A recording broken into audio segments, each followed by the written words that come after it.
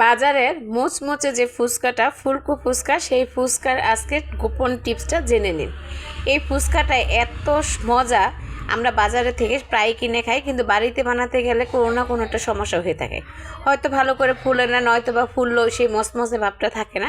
কিন্তু আজকে সরাসরি যারা বাজারে বিক্রি করে এবং বাজারে ফুচকা বাড়িতে তৈরি করে বাজারে ফুচকা বিক্রি করে, ঠিক তাদের কাছ থেকে এই গোপন টিপসটা আমি আজকে জেনে নিয়েছি।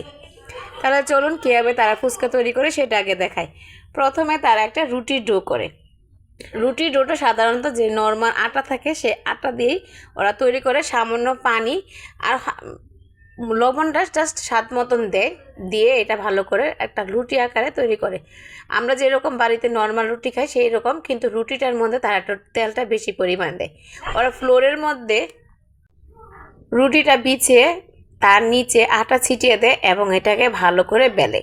প্রথম একটা রুটি তৈরি করে এবং পরে আরেকটা রুটি তৈরি করে পাশে এটা রেখে দিয়েছে, দেখতেই পারতেছেন। এখন ওই আটাটা দিয়ে আবার ভালো করে উলট পালট করে ভালো করে ওরা বেলে নেয়। একবারে ফ্লোরের মধ্যে যতটুকু ভালো করে ওরা বেলতে পারে এভাবে বেলতে হয়। নর্মাল যে আমরা রুটি বানাই সেরকমই রুটির মতন বেলে। বেলতে বেলতে যখন একটু পাতলা আকার হয়ে যায়, দুইটা রুটি আবার একসাথে নিয়ে আসা হয়। এই যে দেখেন কীভাবে ওরা শুধু কিনার থেকে টেনে টেনে এটাকে বড় করে। চার পাঁচটা এমনভাবে বেলতে হয় যেন বেলুন দিয়ে চার পাঁচটি সমান আকারে হয়, সেই জন্য ওরা কিনার এবং মাঝখান থেকে এটাকে উলট পালট করে বেলে। বেলাটা যতটা ভালো হবে ওই ফুচকাটা নাকি খেতে ঠিক ততটাই ভালো হয়। আমরা যে বাজার থেকে মুচমুচে ফুচকা খাই সেরকম। প্রথমে এক রুটির উপরে তেল দিয়ে তার উপরে আটা ছিটিয়ে দেখে এবং বাকি যে একটা রুটি বানানো হচ্ছে সেই রুটিটাকে এটা সমান করে টেনে টেনে লম্বা করে দুটো একসাথে মিশিয়ে দেয়। ছোটো বড়ো হলেও সমস্যা নাই, কারণ ওরা হাত দিয়ে টেনে এটাকে এরকম বড় করে নেয়। কিন্তু যখন দুটা রুটি একসাথে বানানো হয় তখন দুটাকে যেন সমান হয়। এখন উপর থেকে যে রুটিটা বানানো হয়েছে সেই রুটিটাকে আবার ভালো করে টেনে টেনে একসাথে মিশিয়ে নিতে হবে। আবার এরকম আটা ছিটিয়ে দিতে হবে, দিয়ে এটাকে আবার উল্টে পাল্টে আবার বেলতে হবে, অনেকটা পাতলা রুমালের মতন। যত পাতলা হবে ততই ভালো। যত বেলা যাবে চারপাশ থেকে টেনে টেনে কর্নারটা যেন মিশে যায়, এমনভাবে মিশাতে হবে যেন দুটা রুটি মিলে একটা রুটি হয়ে যায়।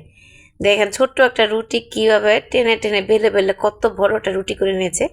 এখন একটা ছোট স্টিলের আকারের যে গ্লাস থাকে সেই গ্লাস দিয়ে এগুলো আবার কেটে নিবে। সেজন্য আবার এই রুটির উপরে কী করলো, আটা ছিটিয়ে দিয়ে দেয়। আটা ছিটিয়ে আবার উলট পালট করে নিয়ে নেয়, কারণ এটা রুটিটা প্রায় বেলা হয়ে গেছে। এখন শুধু কাটার জন্য ওরা প্রস্তুত করতেছে, সেই জন্য এটাকে ভালো করে টেনে চার পাঁচটা সমান আকার দিবে, যেন ভিতরে থেকে কোনো বাবলের মতো না থাকে, মানে হাওয়াটা না থাকে। সেই জন্য দেখেন চার পাঁচটাকে হাত দিয়ে টেনে টেনে মিশিয়ে একবার সমান করে নিয়ে নিতেছে। সমান করে যখন সব কিছু হয়ে যাবে তখন আবার এটাকে ভালো করে টেনে নিয়ে নেবে। এই তো এখন রুটিটা কাটবে।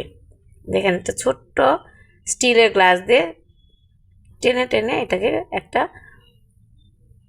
ফুচকা আকারে বের করতেছে। এটা বড় বেলপুরি যেটাকে আমরা বলি, ওরকম বড় ফুচকাটা আর কি।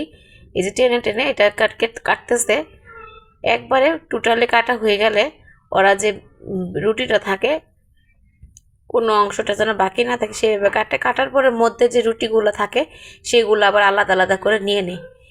নেওয়া হয়ে গেল ওইটা দিয়ে আবার আবার একটা রুটির ডো করে ওই ডো দিয়ে আবার ওরা ফুচকা করে, মানে কোনো দিক থেকে ফালানো যাবে না।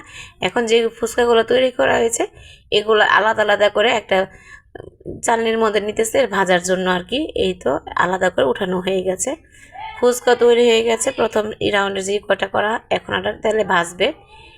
একবার বড় একটা কড়াইয়ের মধ্যে এটা লাকড়ি চূড়া দিয়ে ভাজতেছে, মিটি মিটি তাপ দিয়ে, বেশি তাপ না, মানে যেন লালচে লালচে ভাব আসে এরকম। এই তো দেখেন কি সুন্দর করে ফুলতেছে। আর সবচেয়ে বড় হইতেছে আমি নিজে এটা খাই দেখলাম যে মচমচে ভাবটা থাকে, ক্রাঞ্চি ক্রাঞ্চি ভাবটা। এই তো ওদের তেলে ডুবো তেলে ভাজতেছে, একটু উল্টে পাল্টে দিবে একটু পর পরই, যেন চার পাঁচটাই লাল লাল মুচমুচে হয় আর কি।